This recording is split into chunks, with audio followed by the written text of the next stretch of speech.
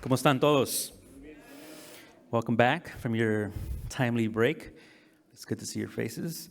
I want to also take this time to accentuate the fact that you all have access to social media, and it's incumbent upon us to share the fact that we're here. So use hashtag HACR EP22 and share it on your social media. Let people know you're here to grow La Familia. Good to see you, JC. He's a fellow Chicagoan. I'm from Chicago. At this time, I want to recognize Liberty Mutual as a bronze sponsor for Executive Programs. So let's give it an applause for Liberty Mutual. I also want to invite Vice President, Global Office of Diversity and Inclusion at Liberty Mutual, personal dear friend of mine, also to the 2015 HACR Young Hispanic Corporate Achiever, Mariana Fagnilli.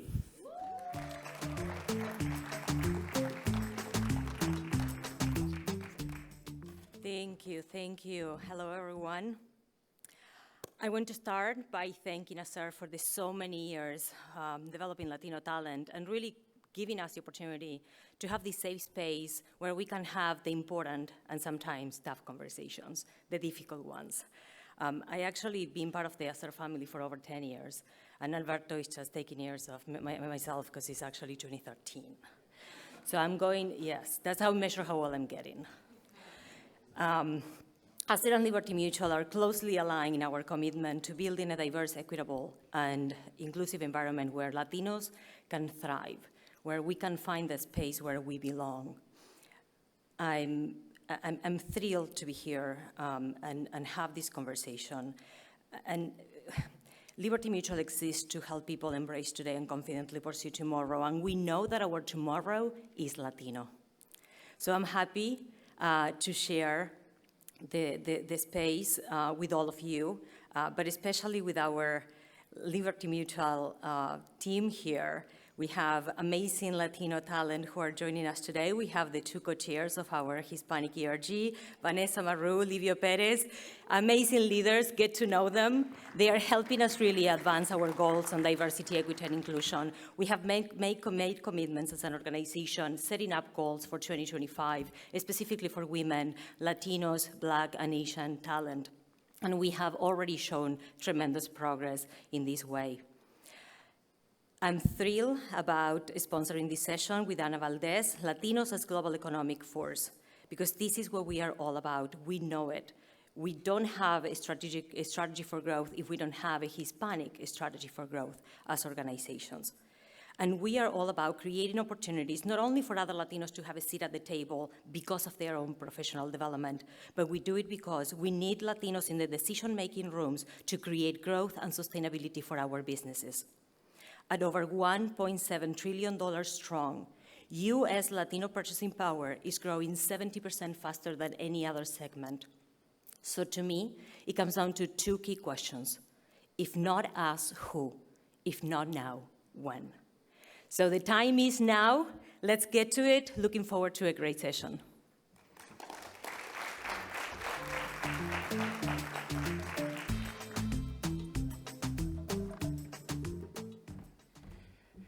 Gracias, Mariana.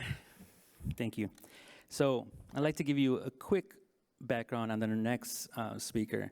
And actually, I'm very proud to say that she hails from La Ciudad de Mexico, which means, and I asked her a question, Ana, ¿naciste allí or no? Pues sí. What does that mean? That means you're capitalina, chilanga.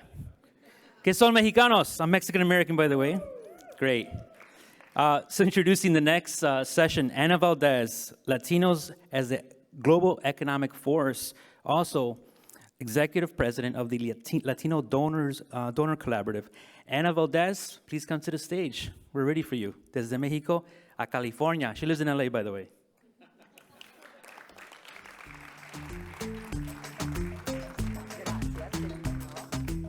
Sí, soy chilanga y a mucha honra, por cierto. Bueno, first of all, thank you so much for having me. Thanks to HACR for the amazing work that they do constantly. Sid, thank you. To all the team, amazing. Thank you for having me. And thank you for the sponsors, because, you know, even though I don't know them personally, obviously they are affiliated with HACR, they make this possible. They make us being here possible. And for me, they make my information and our data being able to spread the word, to as our chairman says, to contaminate everybody with this, you know, comezoncita de que, you know, we need to know these numbers because that's our value, right? So again, as you know, introduced, I'm Ana Valdez. I'm really proud of being here. I'm the executive president of the Latino Donor Collaborative. And what we do, and I'm going to tell you a little bit more in my presentation about what we do, but we are a nonprofit. We act a lot like a consulting, like a free consultant, because we provide not only the data, but we also provide the knowledge and the expertise on how to make the amazing Latino community's growth part of the growth of every company and every organization's growth. And so with that, I'm going to start with this presentation. We're a unique nonprofit, as you can see, and you'll see through the presentation. We are not only kind of consultants, but we also treasure the economic value. We believe in social justice. And first of all, I love seeing all these well-known faces. I know some of you, and I'm really excited that you're here. So going back to my presentation, we believe that social justice is a very important element of why Latinos should be included. But there's another part that sometimes people forget, which is including Latinos means growing your bottom line. And you business people that are here know that that's also a very big leverage point. So that's our uniqueness. We believe in social justice, but we add to that and to our argument and to our mission to highlight the point of where this is a win-win premise. This is not people doing charity for us. This is not people, people that include Latinos are not only being good people, they're also being smart business people. And so that's our uniqueness. That's our big, big point of leverage. Who uses our information? And I'm telling you a little bit about who we are so that we get credibility, because some of the numbers that I'm going to tell you are going to literally blow your mind. It's amazing the value of who we are, Latinos in the United States. So who are our target? We have 4 specific targets. One are national resource allocators. And why do we do that? At the beginning, when we founded, actually not me, when the co-chairs founded the organization, they realized that we didn't have enough funds and enough resources to create a campaign throughout the country. But we did have enough connections where we could actually talk to the resource allocators of the country. And we actually went one-on-one and talked to them with our data, saying, this is an opportunity that you're not seeing because you're actually basing your planning on preconceived ideas that are not telling you exactly who we are, who Latinos are. So that's our first target when we started, and we continue making it a very important one. Resource allocators. Who are resource allocators? Well, in the case of companies, it's CEOs, C-suite elements, obviously within the company. In the case of governments, it's important national leaders, local leaders, et cetera. And also people that are creating policy, people that are dealing with, budgets, federal, state, local, levels. So those are the people that we actually target first of all. Then business decision makers, and these are, entrepreneurs and everybody that is actually building wealth. And that's important for us because, again, Latinos have a lot to offer in that regard. Then opinion influencers. Why? Because the same as resource allocators, they have the power to influence others and influence decisions. So we need people to know, right? Even if they're not actually the top resource allocators of the country, we need people to know the value of who we are. And then the 4th one is now my favorite. And although of course I love doing outreach with the first 3, but now after this last pandemic crisis, we realized that our data had to be known by us Latinos, right? One of the things that we found in the last 3 or 4 years is that when we tell these numbers to our community, they are skeptic. They literally, and we expected skepticism from non-Latinos, right? The first time that we sat with the New York Times main editor, he looked at our presentation. The presentation was called The Surprising Truth About Latinos. He was not Latino. And the people that introduced us to him was not a Latino, but he was a firm believer on our numbers. So the editor of the New York Times finished looking through the presentation. He closed it and he said, if it was not you, and if these numbers were not done by such professionals, such as Stanford and Harvard and UCLA, I would not believe these numbers. And you'll see why when I actually start sharing them. And some of you probably already know them. But that's why for us, the fact that Latinos didn't know the value of our community overall was literally almost like a tragedy. You know, we found when we did a poll about 3 years ago, we found that Latinos were asked, what do you think of your community? And they would say, well, I'm not sure. The next question was, what do you think about you and your family's trajectory in this country? And of course, you know, they were proud. And I cannot be more thankful for my parents, and I couldn't be more grateful for all the sacrifices that people around me have done for me. Look at me, I'm a professional, or I have a business. And, you know, they were just booming with, you know, all this pride. But going back then, as on our third question was, so what do you think the community is? And they were quiet, and they were like, well, I guess if I did it, there must be others. But the truth is that I don't know. And we ask, why don't you know?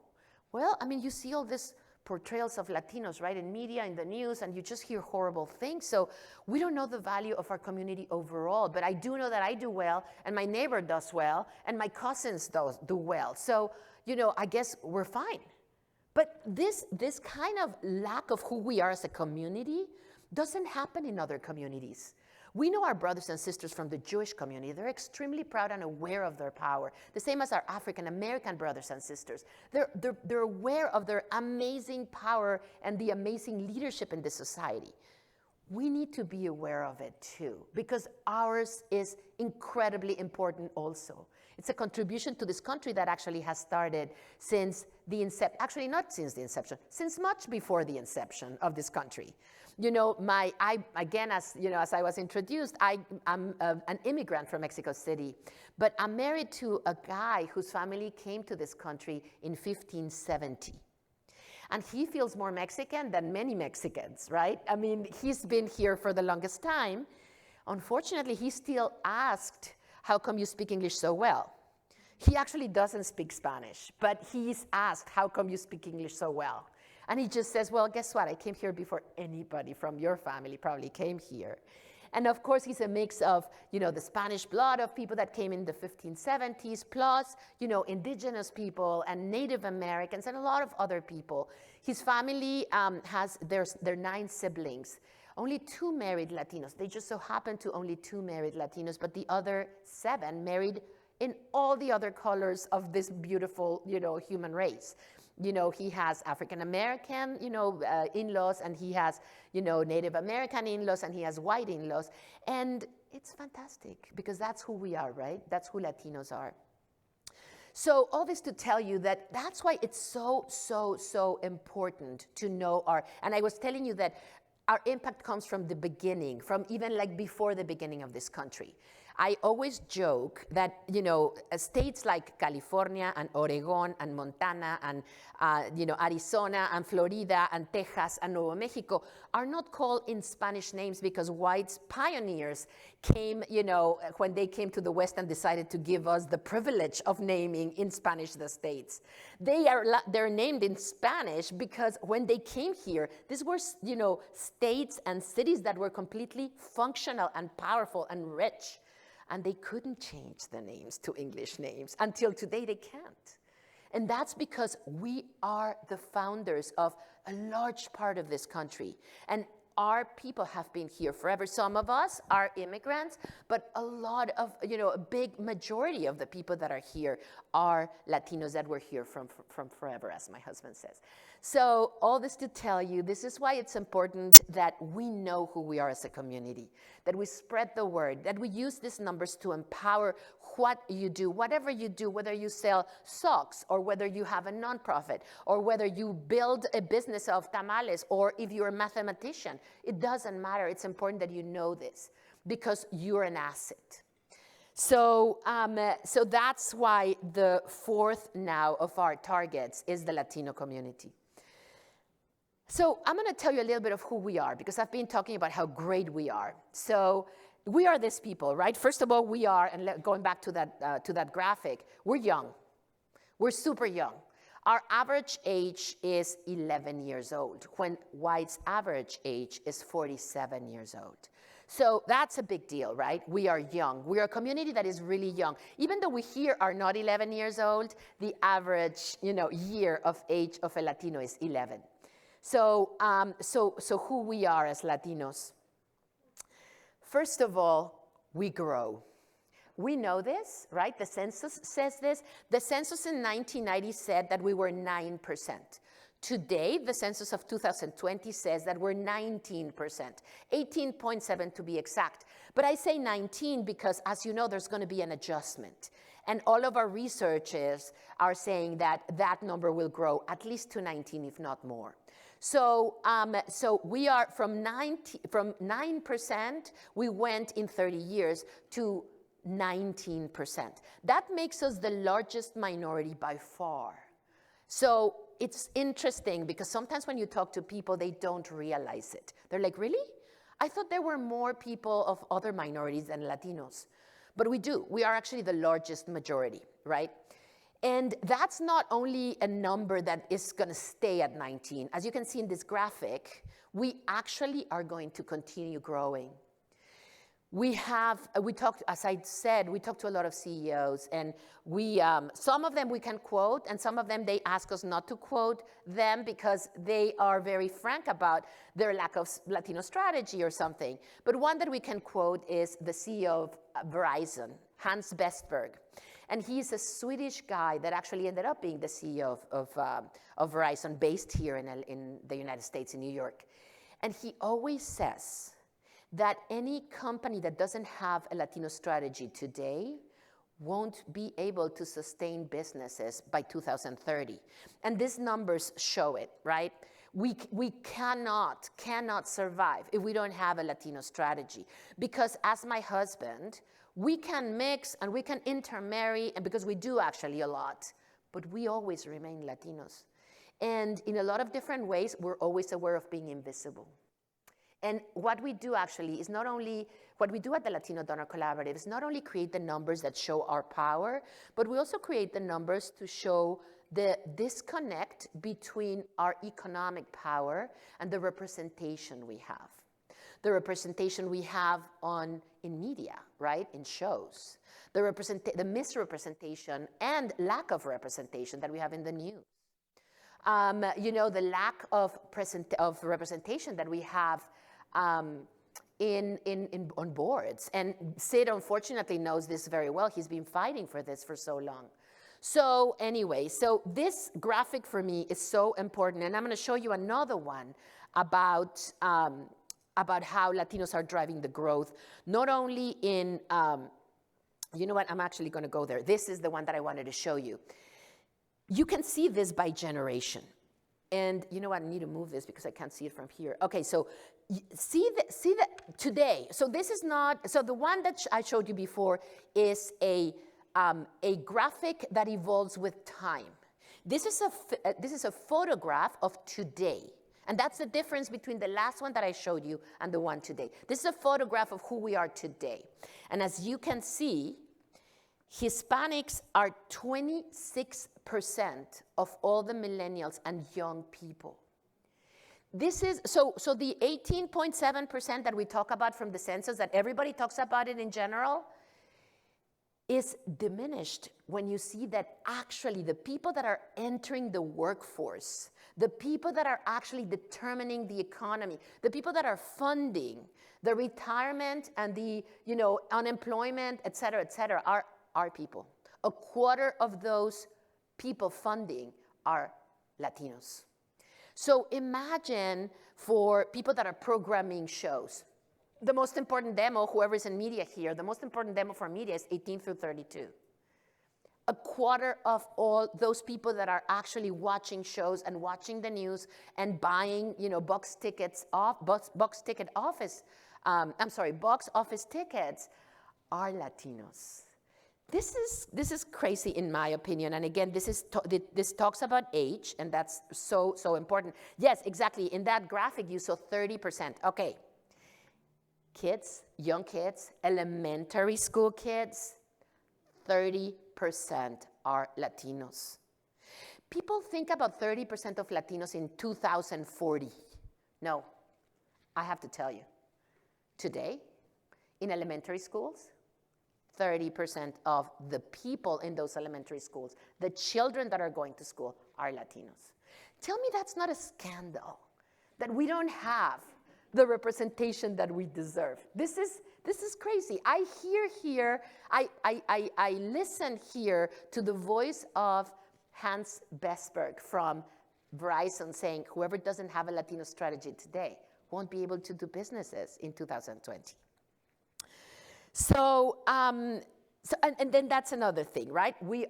So because of the lack of immigration since 2008, most of those kids were born here.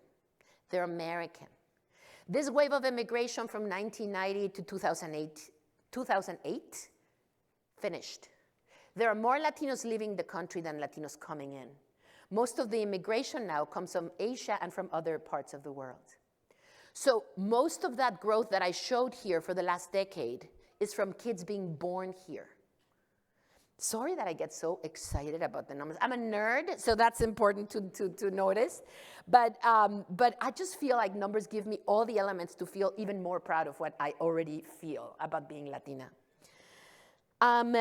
Another important part of, yes, Latinos grow a lot, but we are 50% of the children being born in the main cities like New York and Los Angeles.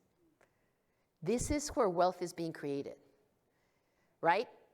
Unfortunately, and my apologies for South Dakotans or, Indianans, but that's not where wealth is being created. Wealth is being created in the cities where we are actually, in some cases, the majority, like Los Angeles. Like Los Angeles, we are a majority, even compared to whites, but we're the majority of the diversity in all of those cities. So all these numbers are important because they are, and here are the numbers specifically for New York, Los Angeles, Chicago, Houston, Philadelphia, and there's many more. We create at the LDC the Latino GDP report that you probably have heard because we're lucky enough that it's been promoted so much that now the Federal Reserve is using it as base for their planning. The Congressional Joint Economic Council is using it also. Both candidates of the presidency on the side of the Democrats and the Republicans used it constantly too. So this is a number that is being very, very, very much promoted, and we create that report. Well, this year, we not only are going to release the Latino GDP created in the United States for the total United States, we're actually going by city. And what we're finding is that we already knew that we're creating a lot of wealth in big cities, but we're actually creating the growth in the smaller ones too. We're actually taking, some states and some cities out of the poverty line because we come in with our businesses, with our creativity, with our innovation, with our consumption, right? So that these cities can actually, prosper more. So there we are. Oh, so okay, so why is growth important? And this is my chairman speaking through me. Not only it's important that we're growing, but the important part is that we're growing to help a huge problem of the United States, which is that whites actually have a low birth that is not replacing themselves. So because of the age and because of the low birth within other communities, Latinos are actually bringing the growth in population that is needed, and more importantly, bringing all the workforce needed to continue being as productive as we are. So that's why it's important. We don't need only numbers. We need productivity, and we're actually bringing productivity. And that's our report. That's our latest report. It's a 2021 LDC Latino GDP report. The next one is going to be released in September. And what we found, the number that we actually released in September was that Latinos are producing $2.8 trillion of GDP. What does that mean? It's a lot of numbers, and it's a big number that, at a certain point, we really don't, I actually didn't have the dimension of what it is. So what we did is we actually put a dimension to it. If Latinos in the United States, this is not Latinos in the whole continent, this is only Latinos in the United States, were an economy by themselves, they would be the 7th largest economy in the world, together with France. So if we Latinos were an economy, we would be as productive as the whole country of France. We would be more productive, we would be producing and consuming more than the country of Italy, the country of Brazil, the country of Canada, Russia. We would be even bigger than Russia. That's how much money we are producing in this country, just Latinos. The interesting part of this is that not only we are producing, and again, this is a photograph, right? This is what we're doing today, or well, actually, this report was 2018. This is what we did in 2018. But also, we are growing from the 10th largest economies in the world. If we were an economy, we would be the 3rd fastest growing economy.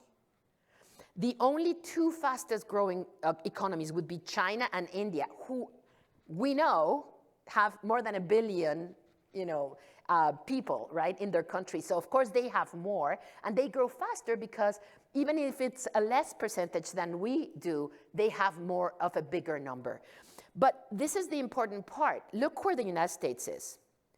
The United States would be, as a total, the 4th. But if we took out of that United States number Latinos, it'll be the 11th.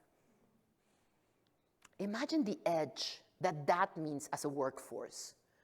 What makes a country rich? Workforce.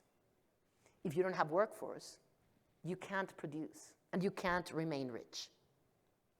So this is the key of how these numbers are so incredibly relevant. It's the power that this gives us, right? And again, our report is going to start showing, and our new numbers that go by city and by state, that the most wealth is being produced in the states where we are prominent. And the emerging wealth that is being produced is in the states where we are actually inhabiting. States that have attracted workforce, that have brought in Latinos with the intentional measures to bring them in. Those are the cities and the states that are actually growing. Another one of our very good friends is Steve Forbes from Forbes magazine. And he always says, and he always asks us to please share with people, that that's why Latinos are the cavalry coming to the rescue of this country. Because without Latinos, the country couldn't be who it is right now, and won't be able to continue being the leader for a long time if actually these Latinos are not integrated fully. So just another piece of data, we actually are 80%, and all these numbers come from our research partners who create all the research for us. We direct them as to what we want to find, not what we want to see, and they find the results for it, right? And they base all of their information on official numbers. Nobody creates information here. What we do is we pay our researchers to dig it out.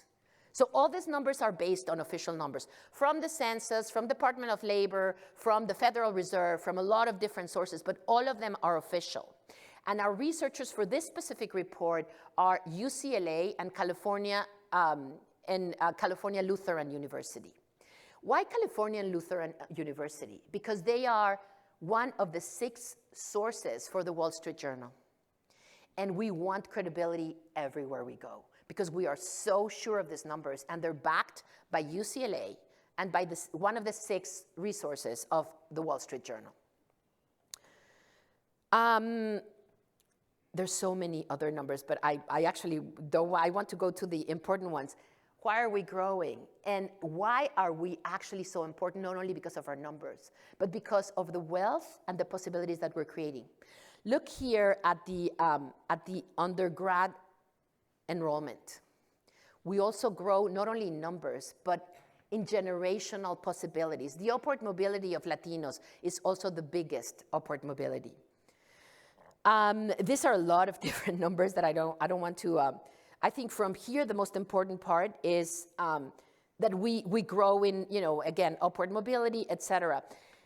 Not only do we grow production-wise, but we also grow in consumption. And these are some numbers.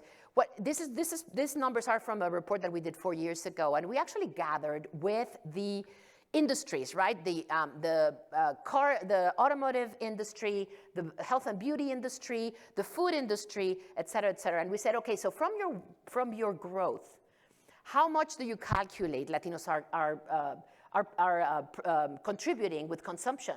And why did we go to them? Because differently than media, who actually produces content and then tries to sell it, consumption companies, consumer products companies actually research the market and then they create the product for the market available.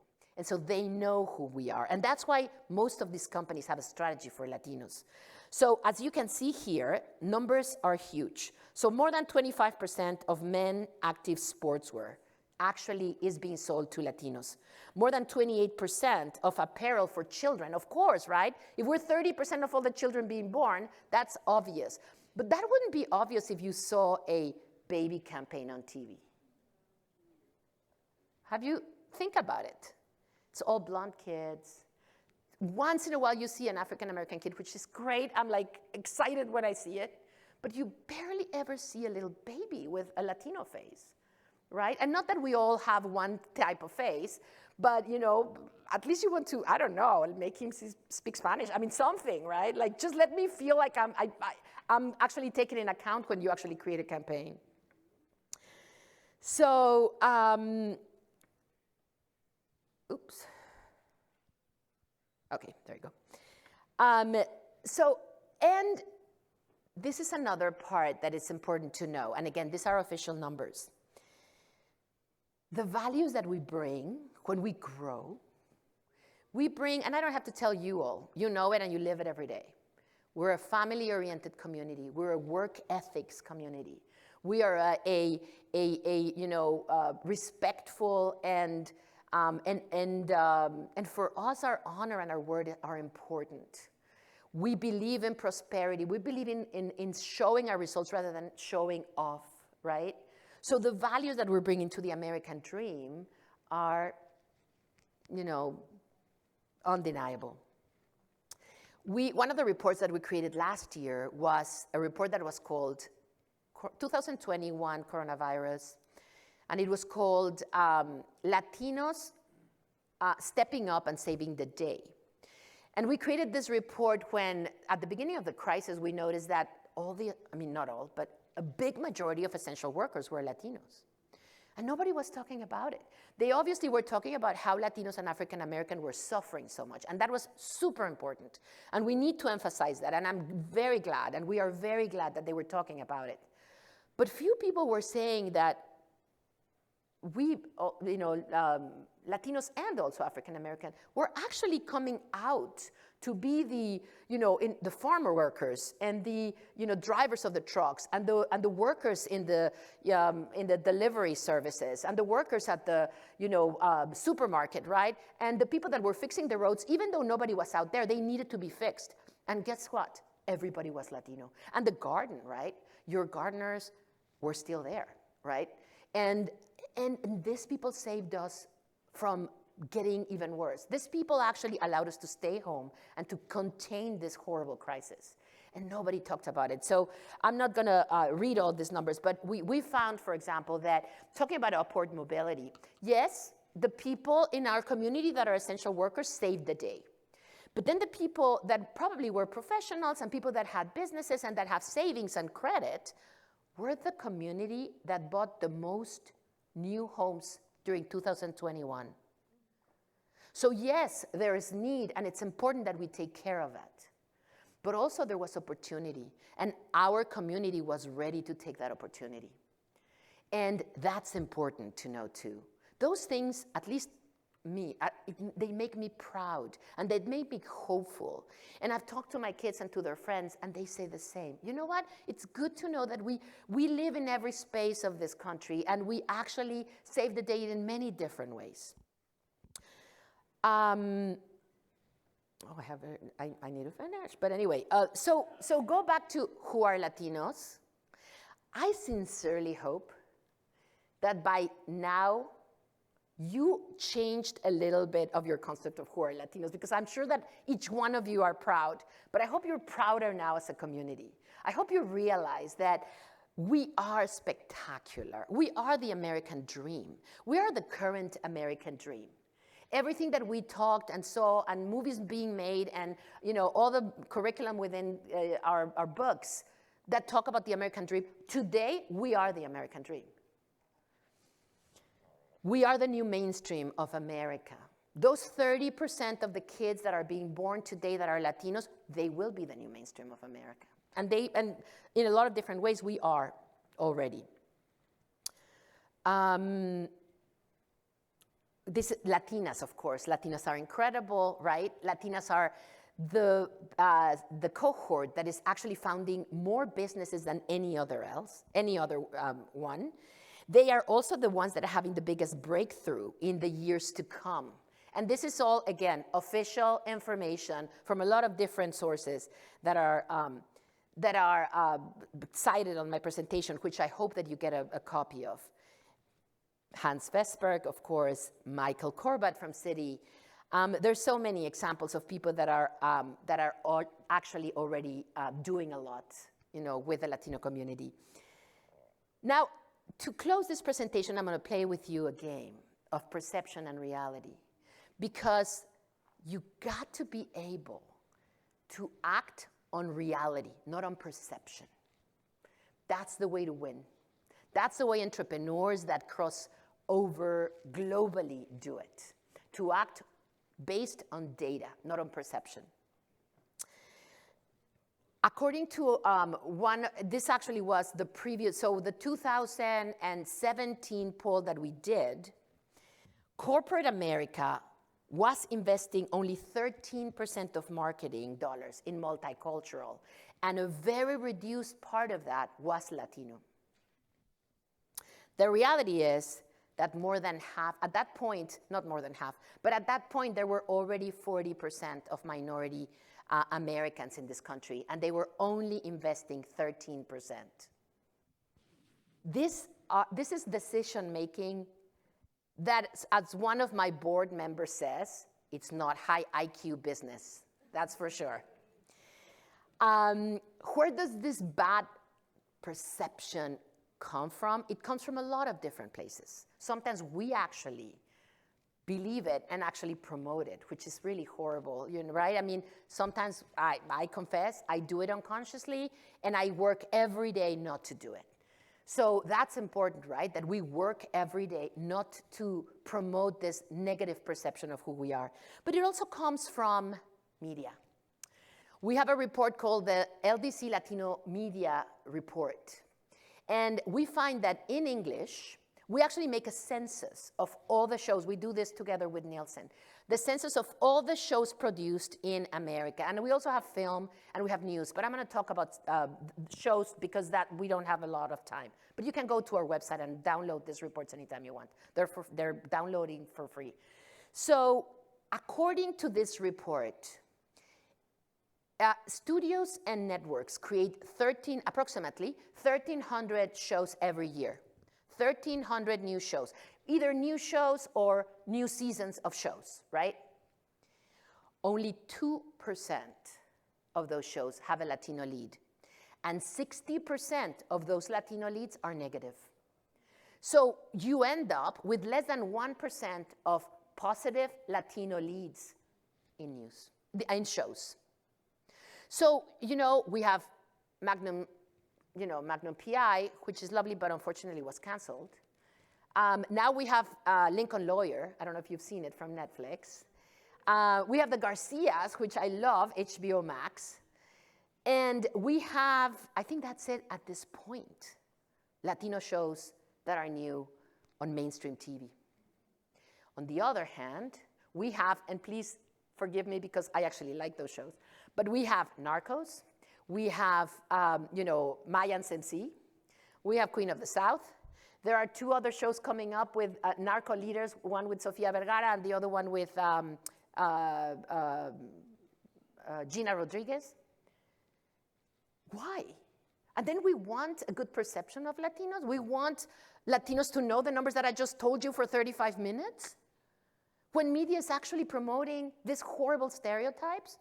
We are Latinos and we know other Latinos, but imagine all the people that have never seen a Latino in Middle America, right? Have never seen a Latino, have never been in touch with a Latino. Imagine the people that in this city don't have Latino friends, because there are people in this city that don't have Latino friends.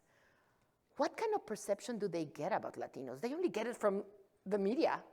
Where else are you going to get it? They're not going to read a magazine about who Latinos are.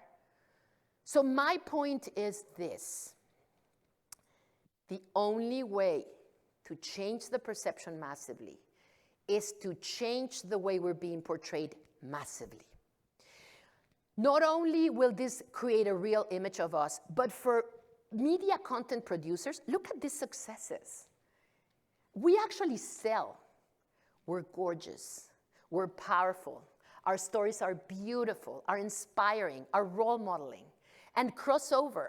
People don't like Jennifer Lopez only if they are Latinos. People don't like the Lincoln lawyer only if they are Latinos. They like those pieces of content because they're good content, they're good stories. So all this to tell you, this is a huge opportunity for you, and I'm sure that you're already doing a lot, but we can all do more still. But this is a good opportunity for everybody to actually stop believing false stereotypes, and that actually blindside you, because they do, and use fact-based data instead. Use the power of your purse, use the power of your voice, and we can change this because we should. We should for our family, we should for our community, and we should do this for America. Imagine if this country is caught with a lack of Latino representation when we most need it. We don't want this country to go down. So with that, thank you so much.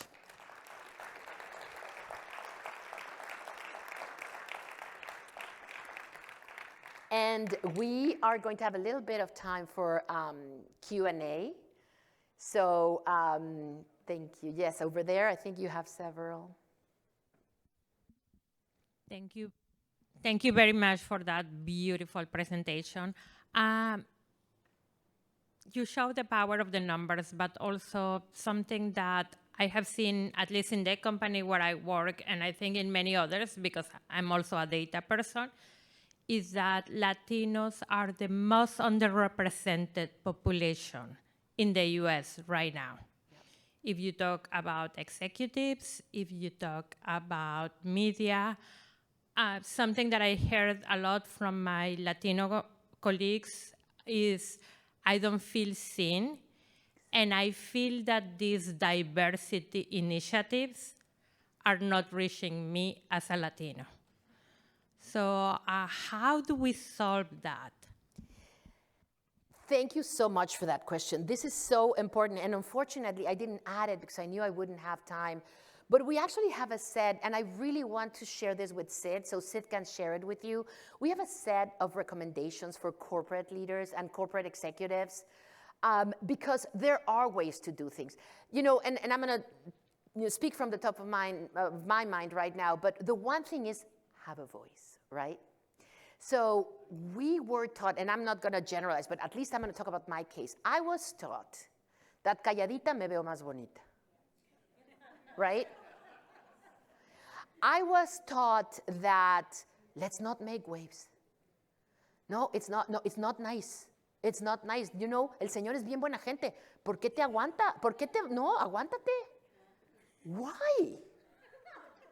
I'm a prepared, international, powerful woman. Why wouldn't I not raise my voice? And you know what? We need to start apologizing for creating activism for ourselves and for other people in our community. It's not a sin. That doesn't mean we're taking opportunities away from anybody else. The pie is big enough. And we need to clarify that. We're not saying if you take care of me and then don't take care of somebody else in another community. We're saying take care of me. I don't know where you're going to get it, but you don't even need to get that spot from anywhere else. The pie is big enough. And so the first one is, use your voice. One thing that I hear constantly when I talk to, and in private sessions when I talk to executives like you, is use HR. Use HR smartly. HR has an obligation, and we're actually saving them a lot of work by not speaking out. We need to speak out. And they actually should be grateful if we do. Because their job is to represent everybody. They also don't want to be caught not representing or underrepresenting a community like they're doing right now. They don't want the board to know. Believe me, they don't. This is one of the main things that we hear from CEOs. We have these things called the LDC convenings. Sid has been there. And we have a rule, which is we follow Chatham House rules. So people can talk about what was talked in the session, but they can't say who said it. You should see what we hear. It's amazing. And the one comment that we constantly hear from CEOs is, I don't want my board to find out that I don't have a Hispanic strategy. I don't want my board because I'll be in trouble. And yes, they will, and they should. The same with HR. HR doesn't want to be caught there. So you're actually helping them. And express this. Tell them that. Make them aware of it. Because we don't have a voice, they're used to not do anything. But with a voice and with a smart argument, they need to. Another thing that I've heard also from our corporate partners is mentorship is great, but sponsorship is better. We've seen other communities, and I so admire when I say this, when they put their own job in the line to actually push for more, raises and promotions for people in our community. It's powerful. People respect you more. Don't think that because you are actually fighting for somebody else and are kind of conditioning your own performance to the acknowledgement of others. Don't think that people are going to think less of you. They actually think more. And they start actually respecting people more, and they start respecting our community more. So I would say, and I don't want to keep going, but I think those three are important. And last, as a consumer, we need to start using the power of our purse. For all those companies that we have in our research, if there was a campaign of Latinos not buying Pampers, I tell you, they would be terrified. I'm not saying boycott Procter & Gamble. I'm saying, start using the power of your voice and your purse. Sometimes you don't even have to talk. Just stop buying. Stop watching shows that humiliate us, where you feel completely disgusted as to how they're portraying your mom or yourself or your kids, right? Stop watching them. And if you can, write a letter. I hope that helped.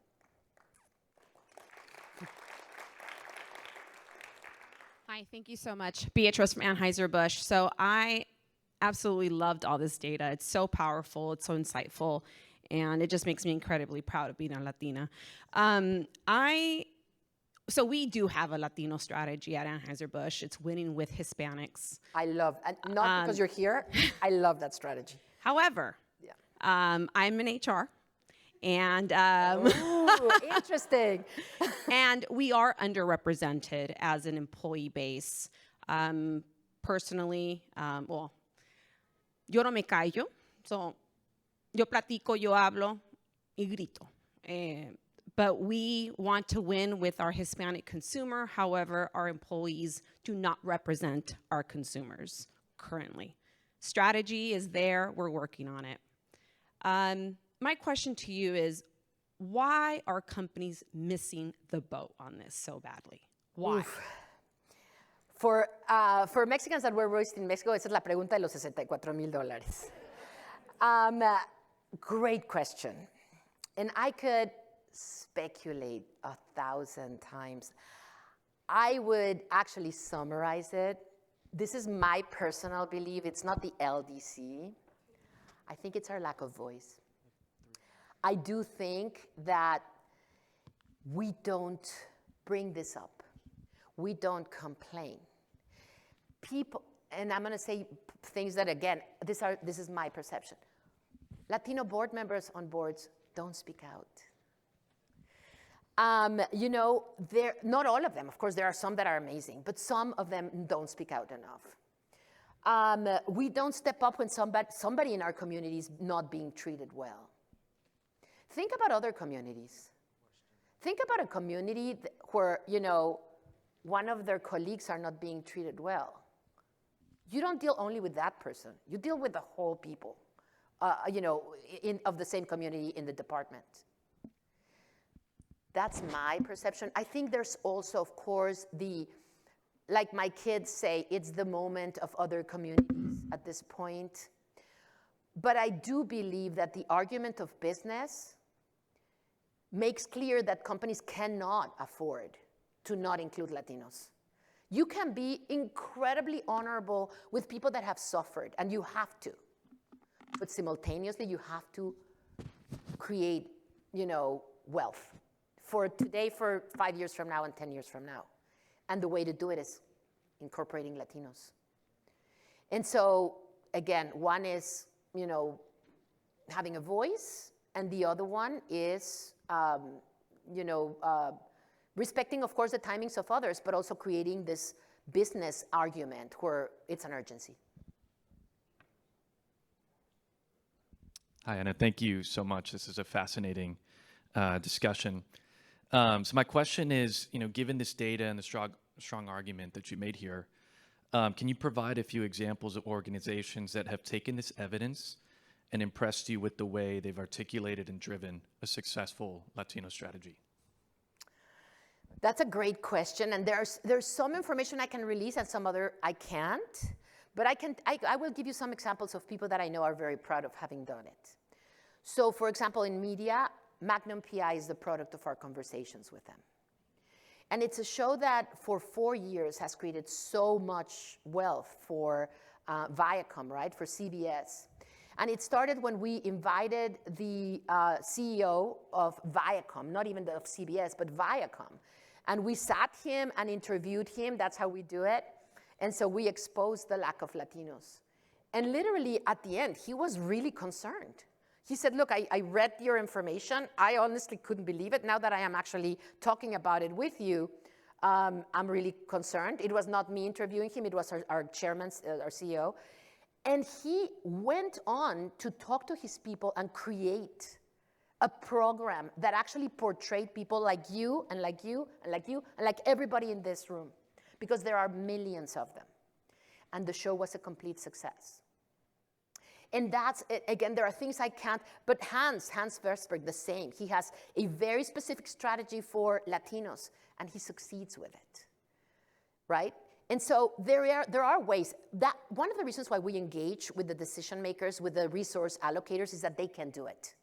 We have, one of our CEOs was actually the head of Nickelodeon and MTV and others. And what he did to create this is he tied up bonuses and performance evaluations to the level of representation of Latinos. And he didn't tell them how to do it, but he said, you need to represent them. I need a strategy from you on how you're going to attract them.